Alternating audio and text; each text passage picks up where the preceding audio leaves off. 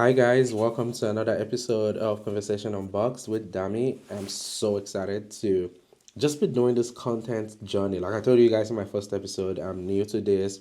I've been wanting to do this for a minute, but I've not been able to because of procrastination. Let me just call it what it is, right? But I'm so excited. First episode, second episode, and this is the third episode, and I'm just super excited. Thank you guys for those that have been, engaging with my channel, subscribing, watching the videos, sending it to their loved ones. For those who have not subscribed, please and please, please and thank you. Subscribe to the channel, press the notification bell, send it to your friends and family to watch and learn and ask me questions if they want to. So thank you guys so much. Today we continue with the old Japa episode that we've been running. I have a question though for you guys. Are you ready? Drum roll.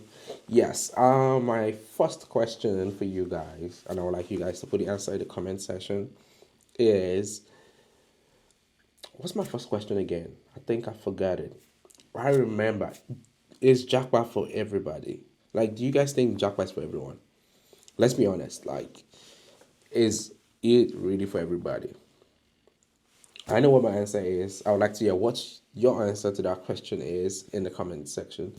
Another question I do have is, are you team Jackpot by force by fire? Like, I died put for a year. I was Jackpot. I was like that. I was team Jackpot by force by fire. Or are you team I go fix my country? I have friends that are team I go fix my country, and I know when he watches this, he will be like, "This dude is talking about me." But which one are you? The first question: do you think Jackpot is for everybody? Second question: are you team Jackpot by force by fire, or are you team I go fix my country? Let me know in the comment section, and I will be engaging with those comments as well. Today I have a couple of points that I actually put down that I wanted to touch on. Oh gosh, what's this? Okay, a couple of points that I want to touch on. First one being the things they don't tell us. The things they don't tell us, like the things we see on TV, clean road. We don't see the power cables running in the air like we'll see in Nigeria in the movies.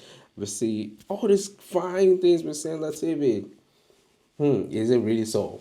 Is it really, really so? Now, don't get me wrong. I'm not part of those people. I'm not those uncles or aunties that be like, no, don't come to, come to abroad if you want to come to abroad on your own accord with your own money, right? But some of those shocks that I personally saw, when I first landed, you know, years back, I saw wires in the air, like electrical wires, or what they call it, like we know what we call it in Nigeria, wire, that we tap light from, right?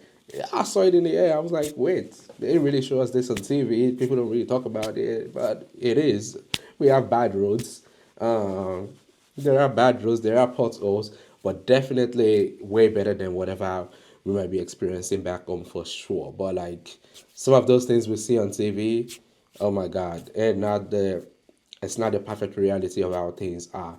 Um, Another thing is when you go to the grocery store, when you start to convert the dollar to the naira, you're like, but I used to buy this thing for 500 naira back at home. But you're saying the dollar rate, you're like, oh, why would I spend this much dollar trying to buy this thing? It's not adding up. Or the code. See, I have code right now. My nose is blocked. You're like, someone is telling you before you left Nigeria, like, well, it's cold here, or you have to be there. Like, forget, we're going to the cold together. We will do the hustle, we will do this. But then you get here, you land, and you come out of the airport. Let's say you come during the winter months, and you come out of the airport, and you're like, I almost use a cuss word right now, but like, you come out and you're like, man, this is cold, and you're running back into the airport like, yeah, I'm not waiting outside for this dude that's picking me up. Like, call me when you get to the front, like the right at the front, and I'll jump into the car. That's kind of how it feels like. But some of those things that you would experience once you get here. Um, let's not forget, like, even when you go to the grocery store, that's another point I had down. When you go to the grocery store in Nigeria, like they would help you pack your things in the plastic bag. help you do. There's this self checkout. I mean, we have that here as well where people would help you do all those things. But there's also self checkout, which I feel like is a fantastic idea. Self checkout, you're gonna do your thing yourself. Like, you go to some restaurants to eat. You're waiting for someone to come and carry your plate for you. You carry your plate by yourself and you go put it somewhere. All of these things, like there's gonna be things that you would have to learn. I say all of these things to just prepare people's mind towards like making the journey, right?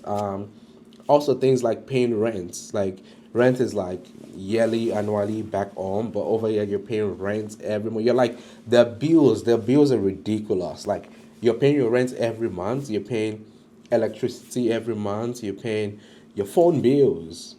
You're paying your phone bill every month, your car insurance.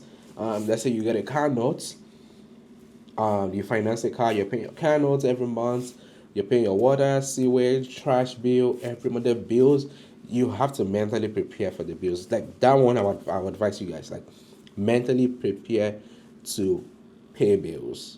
Like don't come and be like, oh man, we don't pay all of this in Nigeria, this one, that one. I think some people really that don't listen when they first get here, when it comes to even credit score, like getting a credit card and then just using it anyhow, and then credit score ish happens. There is that part to it. Like I don't want to get into that conversation because that's a big one to even talk about. Like the culture here is different, so I'm just trying to mentally prepare people. I'm not saying all of these things to scare you. It's just mentally preparing you that like the bills here is crazy. But as long as you're prepared for it, you'll be fine. Let's talk about taxes. Like I was never used to taxes when I was back home in Nigeria. Taxes was not a thing for me. Like I didn't really do like a regular 9 to 5. But like I never had to pay taxes for anything, right? But moving to the United States, when you start working, you see your paycheck. You're like, what happened to this thing? Like your money is gone. Like they're taking a bulk of it. You're like, what is happening?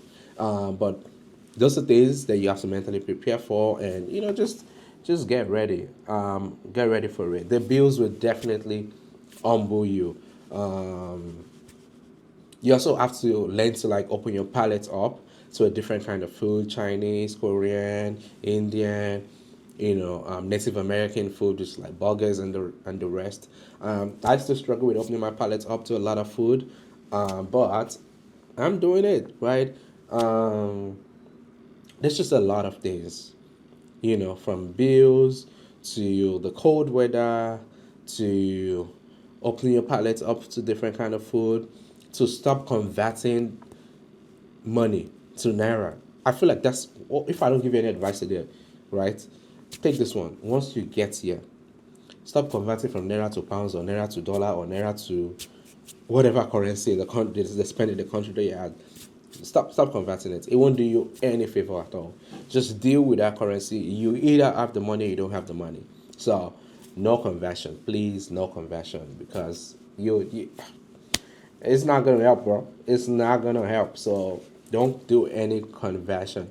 But today, um, what's the word? I can't remember what the word is. But today, main point is Japa worth it, despite all of these things like bills, staying on top of your bills, all of these bills that I've mentioned, the weather, the loneliness. I forgot to mention that. Like, it's not like Nigeria where you can just walk into the next street and be like, my party where they live for the next street. My guy that lives in the next street, I'm just gonna go say hi to them. They might be at work. Like they might be running night shifts. You might be doing 9 to 5, and they are working night shifts. So like when you're done from work and you're kind of ready to relax, sit back and like chill, your friend is going to work. So like you can't just walk into people's home thinking they'll be home waiting for you to come and say I am. Everybody's working, everybody's busy. So there's this form of loneliness that is in this country because it's more individualistic than community based like you have in Nigeria where your neighbor can just come check on you quick. Like I almost said you, but I said quick. Like your neighbor can come check up on you and be like, hey, I've not seen you in like XYZ days, or hope you're good. Check alone shell, come knock on your door. It's different, yeah. It's individualistic. Everybody for themselves, right? The craving to want to go home is also there. Like I think my first year in this country, I was always craving to go back home. It never felt like home to me. It felt like I was on holiday, and I wasn't on holiday. Like I already relocated. I was not on holiday. Like it felt like I was on holiday, and I was gonna go back home. When would I go back home? All of those questions were always in my head. Then it took me a while to really get accustomed to the fact that like this is my new home. And now it's so funny that now when I go to Nigeria, I'm like, I want to come back home. Like I'm ready to leave Nigeria like a week, 3 days, 4 days. I'm ready to come back to the United States because this is my home now.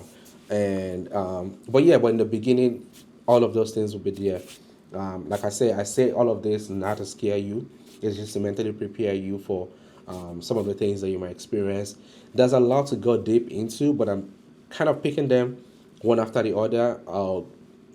Pinch by pinch, because I have the documentary that is coming up soon, and after the documentary, I'll be dissecting and going deeper into like all of this tiny things more. We'll get to talk more about it, but like I also like to hear what you guys have to say based on the question I asked in the beginning, or anything else that you're thinking of based on what I've been saying, questions that you have. I'm willing to dive deep into all of these things. So do let me know in the comment section what you're thinking. But I'm going to leave you guys with this: Is Japa still worth it in today's time? It's 2025. Is it still worth it? I'll say yes, it is worth it. But at the same time, you have to be mentally prepared for everything you're gonna meet when you get here. You might have families telling you back home that like, let's say you have an uncle here in the United States telling you, oh, don't worry, when you get here, you have soft landing, I'm here for you. But then you get here, you have to be mentally prepared that it might either be there for you or not be there for you. So how do you sort yourself out? How do you make sure you're well balanced? There are like a lot of things that can happen. But I would say it's still worth it to think about improving your standard of living in 2025. So let me know what you think. Is Jackpot still worth it in 2025? Is going through all of those stress still worth it? Or would you rather just start your own business or start something, get a good job back home, and just live your life with your family back home? So let me know. Thank you guys for watching. Thank you guys for subscribing. For those that have not subscribed, thank you guys, because I know you'll be subscribing as well. Click the notification bell and put a comments under this episode. Let me know what you guys are thinking. I'm also open to improvement ideas that you think. Anything at all, let me know and I would address them. I would engage with you guys in the comment section. Thank you guys. Enjoy the rest of your day and bye.